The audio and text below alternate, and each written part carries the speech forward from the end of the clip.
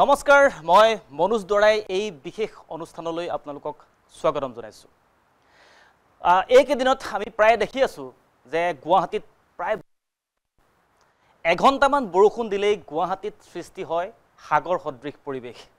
কিন্তু গুৱাহাটীত বানপানী কিয় হয়?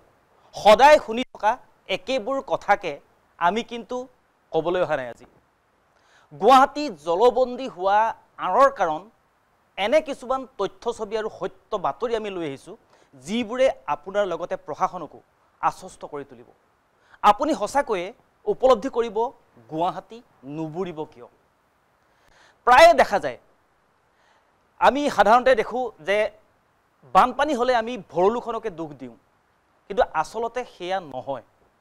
NB নিউজে আমি সৰজমিন কিছুমান তদন্ত কৰিছিলোঁ, পৰ্যবেক্ষণ কৰিছিলোঁ গুৱাহাটী নৈকেইখনৰ ওপৰত। নৈৰ পাৰে পাৰে আমাৰ কেমেৰা ঘূৰিছিল, সমগ্ৰ গুৱাহাটী মহানগৰীত আমি ঘূৰিছিলোঁ। আমি এই আটাইকেইখন নৈৰ পাৰে পাৰে ঘূৰি ঘূৰি যিবোৰ দৃশ্য দেখা পালোঁ, সেইবোৰ দৃশ্য দেখিলে আপুনিও ক'বলৈ বাধ্য হ'ব, গুৱাহাটী জলবন্দী নহ'বনো কিয়? আপোনালোকে জানেনে গুৱাহাটীৰ মাজেদি কেইখন নৈ বৈ গৈছে? কেইখন নৈ বৈ গৈছে গুৱাহাটীৰ মাজেদি, কেইখন নৈ নোহোৱা হৈছে, ক'ৰ পৰা সৃষ্টি হৈছে ভৰলুখন আৰু ক'ত গৈ পৰিছেগৈ। এই সকলোবোৰ দিশ সামৰি আজি আমাৰ এই বিশেষ প্ৰতিবেদন।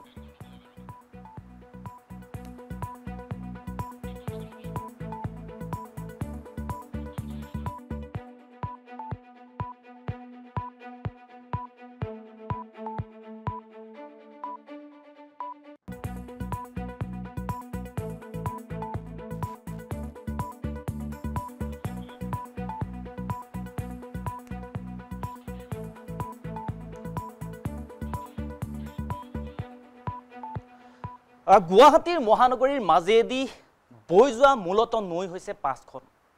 এখন হৈছে বৈশিষ্ট্য নৈ, এখন হৈছে বাহিনী নৈ, এখন হৈছে ভৰলু নৈ, আনখন হৈছে মৰা ভৰলু নৈ, আৰু এখন আছে, সেইখন হৈছে পামহি নৈ। আৰু তেনেদৰে বিল আছে 4খন। এখন সকলোৱে পৰিচিত দীপৰ বিল, শিলহাকু বিল য'ত উচ্ছেদ চলিছিল, সৰুচলা বিল আৰু বৰচলা বিল। এতিয়া আমি আপোনালোকক মেপৰ জৰিয়তে কিছু দৃশ্য আপোনালোকক দেখুৱাবলৈ যত্ন কৰিম।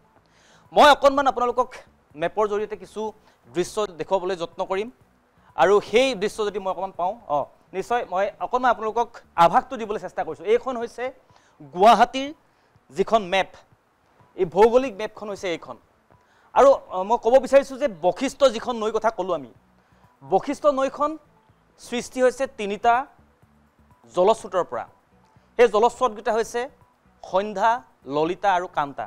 আৰু এই বশিষ্ঠ যিটো মন্দিৰ আছে, সেই মন্দিৰেদি এনেকৈ পাৰ হৈ আহি আমি যিটো বশিষ্ঠ নৈ আমি বুলি কওঁ, বশিষ্ঠ মন্দিৰৰ কাষেদি এনেদৰে বৈ গৈ লালমাটিয়েদি গৈ BJP মুখ্য যি কাৰ্যালয় আছে, সেই কাৰ্যালয়টি এনেকৈ বৈ গৈ হাতীগাঁও, সিজুবাৰী, দক্ষিণগাঁও, এনেকৈ গৈ হাউকুচি আৰু অন্য প্ৰান্ত এনেকৈ জ্যোতিকুচি হৈ ISBT ফালে গৈছে। আৰু এইখন হৈছে বাহিনী ৰিভাৰ, যিখন বাহিনী ৰিভাৰ লতাকটাৰ মাজেদি সোমাইছে। এই লতাকটাৰ মাজেদি সোমাই বশিষ্ঠত এনেদৰে প্ৰৱেশ কৰিছে, আৰু প্ৰৱেশ কৰি এই স্থানতে নৈখন ফাটিছে, আৰু নৈখন ফাটি গৈ লালমাটিত যিটো BJP মুখ্য কাৰ্যালয় আছে, সেই মুখ্য কাৰ্যালয়টোত লগ হৈছে, আৰু লগ হৈ গুৱাহাটীৰ মাজেদি বৈ গৈছে। কিন্তু পূৰ্বতে যদি আমি চাবলৈ যাওঁ, এই বাহিনী নৈখন এনেকৈ বশিষ্ঠৰ যিখন আমাৰ অৰুণ সেতু আছে, সেতুৰ তলেদি এনেকৈ বৈ গৈছিল, বৈ গৈ জয়ানগৰ, ৰুক্মিণী গাঁও, তাৰপিছত 6 মাইল ডাউন টাউন হৈ এনেকৈ গণেশগুৰি হৈ চিৰিয়াখানা ফালে গৈছিল, যিটো আমি নলা ৰূপত দেখা পাওঁ। এইদৰে এখন নৈ বৈ গৈছিল। কিন্তু হঠাৎ এতিয়া কথা এটা হ'ল যে এই নৈখন 2004 চনত যেতিয়া কংগ্ৰেছৰ চৰকাৰ আছিল, 2004 চনত এটা ডাঙৰ বানপানী হৈছিল। সেই ডাঙৰ বানপানী হওঁতে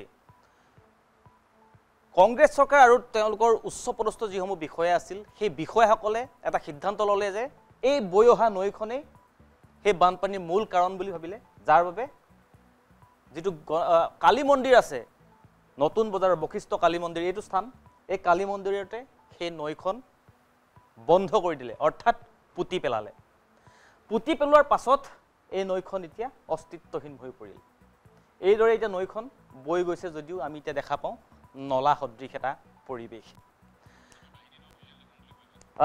গতিকে আমি যেহেতু এই সৰজমিন তদন্ত কৰিছিলোঁ আমি সেই স্থানত গৈ উপস্থিত হৈছিলোঁ এতিয়া আমি দেখুৱাব বিচাৰিছোঁ এই মেপখনৰ লগে লগে আমি আপোনালোকক ভিজুৱেলাইজেশ্যন কৰি দেখুৱাব বিচাৰিছোঁ দেখুৱাইছোঁ এবাৰ বাহিনী নৈখন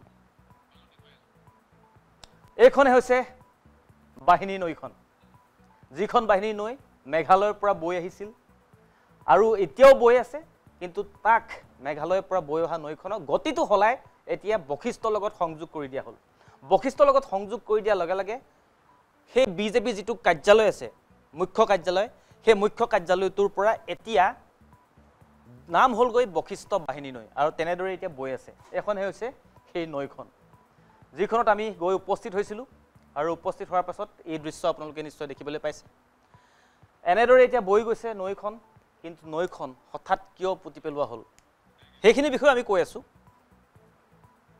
এই দৃশ্যটো আপোনালোকে নিশ্চয় লক্ষ্য কৰিছে এইখনে হৈছে সেই বাহিনী নৈখন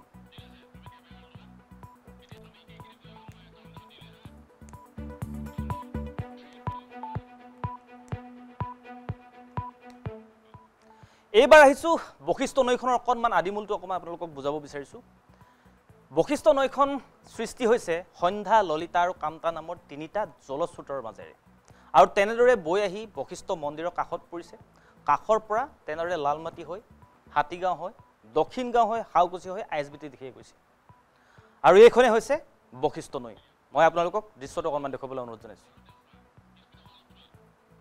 এইখনে হৈছে বশিষ্ঠ নৈ এইখন বশিষ্ঠ নৈ গা ধুই আছে আপোনালোকে নিশ্চয় তাতে গৈছে আপোনালোকে দেখিছে এনেকৈ বৈ আছে ইয়াতে তিনিটা খুঁটি জলস্ৰোত লগ হৈছে সন্ধ্যা ললিতা আৰু কান্তা এই সন্ধ্যা ললিতা কান্তাৰ সংযোগ হৈয়ে বশিষ্ঠ নৈ নাম লৈ গুৱাহাটীৰ মাজেদি প্ৰৱেশ কৰিছে আৰু এনেদৰে প্ৰৱেশ কৰি বিজেপি যিটো মুখ্য কাৰ্যালয় আছে সেই মুখ্য কাৰ্যালয়টোৰ সন্মুখতে বাহিনী নৈ আৰু বশিষ্ঠ নৈ লগ হৈ নাম হৈছে বশিষ্ঠ বাহিনী নৈ এনেদৰে পাৰ হৈ গৈছে এতিয়া আমি দেখুৱাব বিচাৰিছোঁ সেই বিশেষ দৃশ্যটো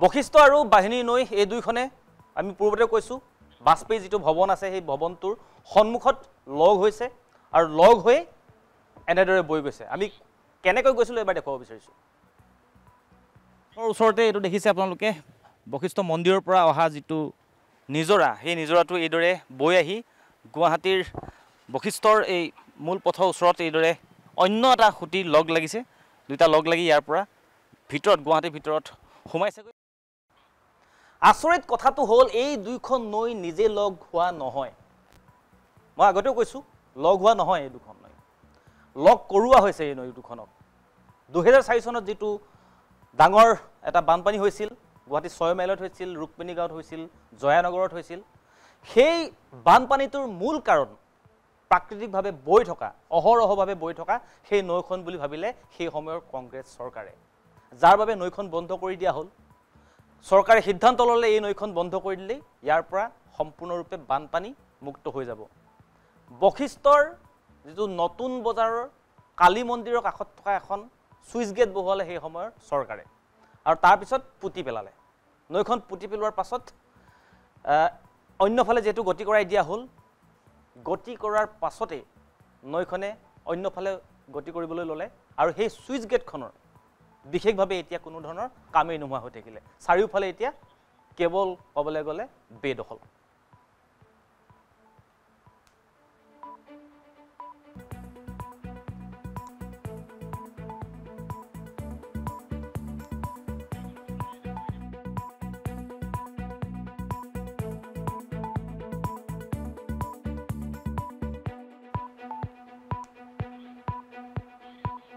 সেই স্থানলৈ আমি গৈ তাত যিখিনি দৃশ্য দেখা পালোঁ সেই দেখাৰ পাছত কিন্তু আমাৰ মনলৈ কিছু ভাৱ আহিল যে নৈখন বৈ থাকিবলৈ দিয়া হ'লেই ভাল আছিল সুইচ গেটখন বহুৱাই কোনো কাম নাহিল সেই সুইচ গেটখন বহুৱাৰ পাছত তাৰ অস্তিত্ব এতিয়া হেৰাই গ'ল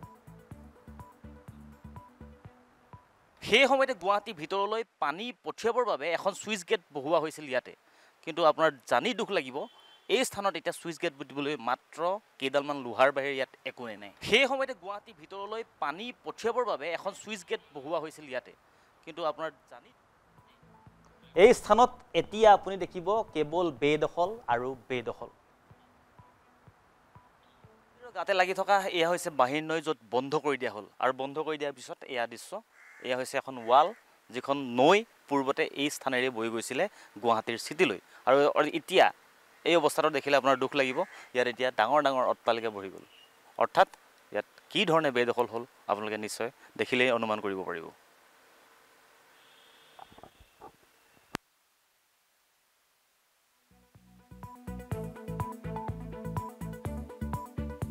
অলপমান বৰষুণ আহিলে ঘৰত সোমাই যায়, পূৰা ঘৰত সোমাই যায়, বিছনা চিছনা চব ভিগি যায়। নৈ আছিলে আগতে, নদী আছিলে, চব জাম হৈ গ'ল, আগত পূৰা বন্ধ হৈ গ'ল। অঁ, চব মানে মাটিবিলাক দখল কৰি কিনে ঘৰ বনাই দিছে আৰু চব বন্ধ কৰি দিছে। তাৰপিছত একবাৰতো আহিছিলে, চব ভাঙিছিলে, তাৰপিছত অলপমান আগত গৈ কিনে এৰি দিছে, তাৰপিছত আকৌ এনেকৈ হৈ গ'ল। অলপমান বৰষুণ আহিলে পূৰা মানে চবৰে দিগদাৰ হয়। ইয়াৰ ইমান যে আছে ইয়াতে আৰু ভিতৰত আছে, চবৰে দিগদাৰ হয়। চব ইয়াতে পেলায়, এইবিলাক চাওক, চব ইয়াতে আছে, চব লেট্ৰিন পানী চব ঘৰত সোমাই যায়। অলপমান বৰষুণ আহিলে সোমাই যায়, 1 ঘণ্টা যদি বৰষুণ আহে পানীটো সোমাই যায়। প্ৰাকৃতিকভাৱে বৈ থকা এই নৈখনক বন্ধ কৰি দিয়াৰ ফলত এতিয়া নৈখনৰ পৰা হ'লগৈ নলা, যিটো নলা বৈ আহিছে জয়ানগৰ, ৰুক্মিণী গাঁও, ডাউন টাউন, তেনেকৈ গণেশগুৰিৰ ফালে। আমাৰ একাংশ ৰাইজে এতিয়া এই নলাটোক আৱৰ্জনা, লেট্ৰিনৰ পানী এনেধৰণে পেলাই সৃষ্টি কৰিছে কৃত্ৰিম বানৰ। এই নলাটো বৈ গৈ সংযোগ হৈছেগৈ চিৰিয়াখানা আৰু জোনালীৰ মাজত।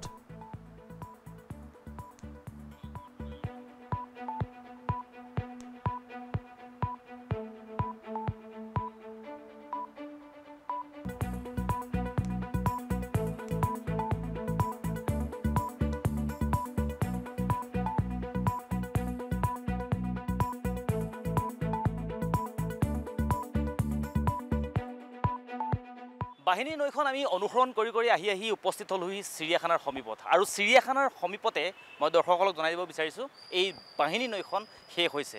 এই বাহিনী নৈ নামটো ইমানতে শেষ হৈছে, কিন্তু এই বাহিনী নৈখন ক'লৈ গৈছে মই আপোনালোকক জনাব বিচাৰিছোঁ। হয়তো বহুতে জানে, হয়তো বহুতে নাজানেও।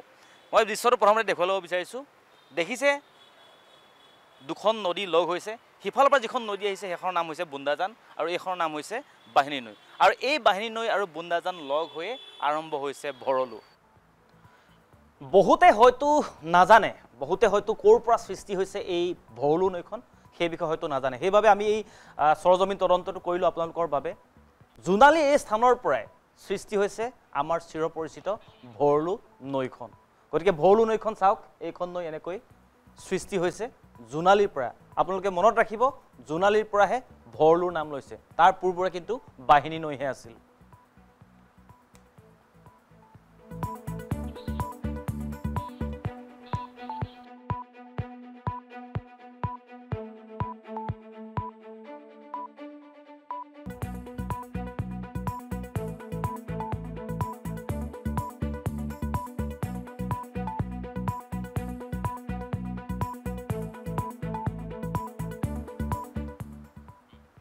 তৰুণ নগৰ, ভগাংগৰ, আৰ্যনগৰ এনেদৰে বৈ গৈছে ভৰলু নৈখন। আৰু গৈ য'ত আমি ভৰলুমুখ বুলি কওঁ ব্ৰহ্মপুত্ৰৰ, সেই ভৰলুমুখত গৈ পৰিছেগৈ এইখন ভৰলু নৈ। তাতে আৰু এটা কথা হৈছে, সেই ভৰলু নৈখন ভৰলু স্থানত পোৱাৰ আগে আগে তাৰ পৰা আন এটা সুঁতি বৈ গৈছে পশ্চিম ফাললৈ, আৰু সেই সুঁতিটোৰ নাম হৈছে মৰা ভৰলু। আৰু সেই মৰা ভৰলু নৈখনক সকলোৱে ভুল কৰে যে এইখনে হৈছে ভৰলু নৈ, এইখনেই হয়তো মৰা ভৰলু। সকলোৱে ডিফাৰেঞ্চটো বুজি নাপায়। গতিকে মই বুজাবৰ কাৰণে সেই স্থানত উপস্থিত হৈছিলোঁ। এই নৈখন বৈ গৈছে, মৰা ভৰলু নৈখন বৈ গৈছে ফটাশিল, ভাস্কৰ নগৰ, বৰ্ষাপাৰা হৈ আইএছবিটি ফালে। কুমাৰপাৰা চাৰিআলিৰ এই স্থানতে ভৰলু আহি শেষ হৈছে। এইফালৰ পৰা এটা সুঁতি গৈছে, গৈ ব্ৰহ্মপুত্ৰত পৰিছে, আৰু ইয়াৰ পৰা ষ্টাৰ্ট হৈছে মৰা ভৰলু। কটাৰবাৰীৰ ২৭ নম্বৰ যিটো ৰাষ্ট্ৰীয় ঘাইপথ আছে, সেই ঘাইপথৰ তলতে এই মৰা ভৰলু নৈখন সংযোগ হৈছে। আৰু বশিষ্ঠ বাহিনী যিখন নৈ আমি পূৰ্বতে দেখুৱাইছিলোঁ, সেই বাহিনী নৈখনৰ সৈতে এই মৰা ভৰলু নৈখন সংযোগ হৈছে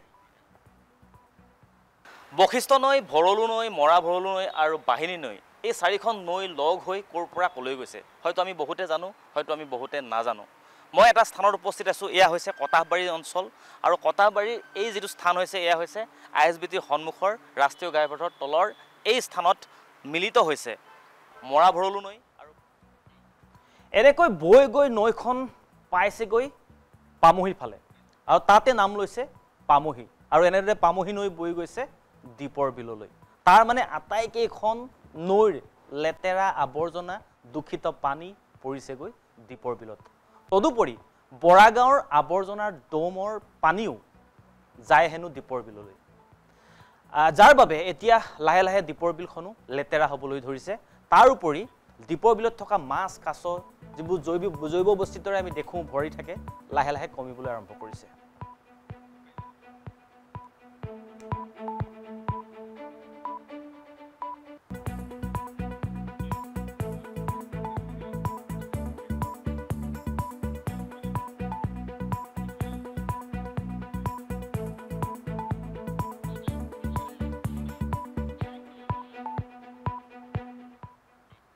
এতিয়া কথাটো হ'ল এই নদীকেইখন আমি চাফা কৰি ৰাখিব নোৱাৰোঁনে প্ৰাকৃতিকভাৱে বৈ থকা এই নৈকেইখন পুনৰ খান্দি দ কৰি ববলৈ দিলে হয়তো বানমুক্ত হ'ব পাৰে গুৱাহাটী মহানগৰখন কি কয় শুনক 2021 চনতে গঠিত ভৰলু বচাও অভিযানৰ প্ৰতিষ্ঠাপক সভাপতি ডাক্তৰ ৰবীন মজুমদাৰে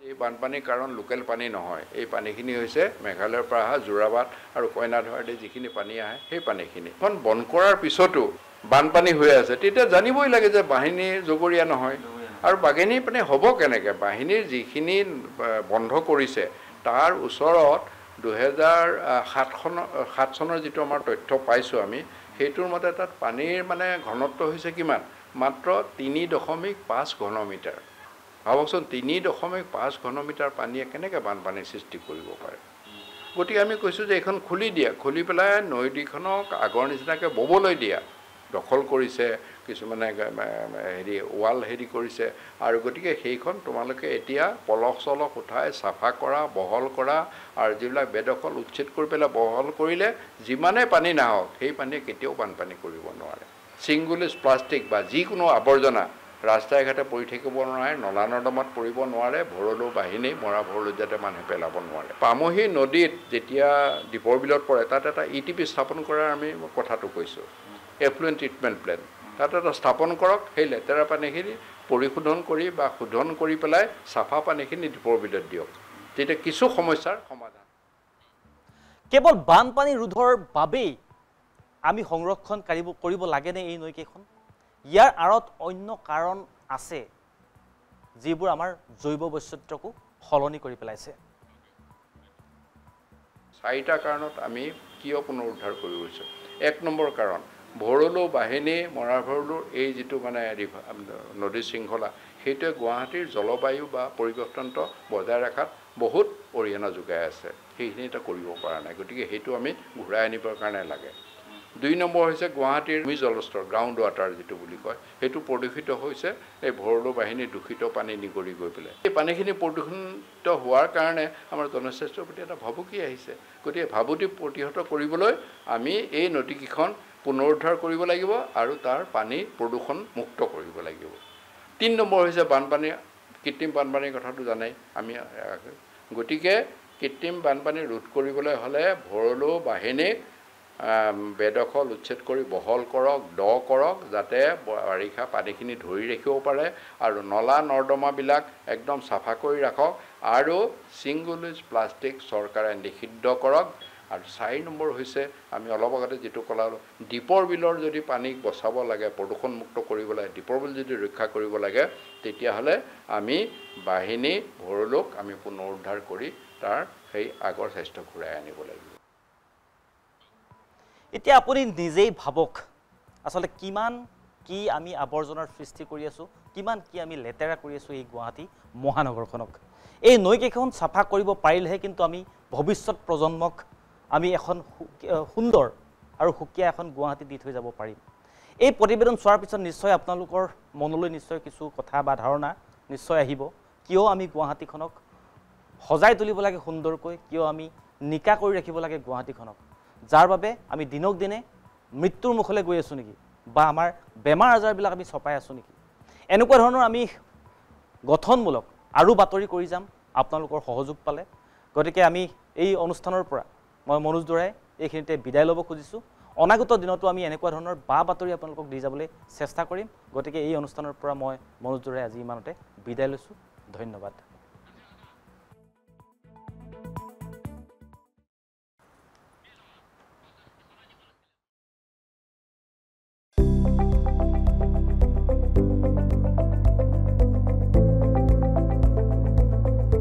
NB নিউজ, সহজ সৰল ভাষাত নৱভাৰতৰ কথা।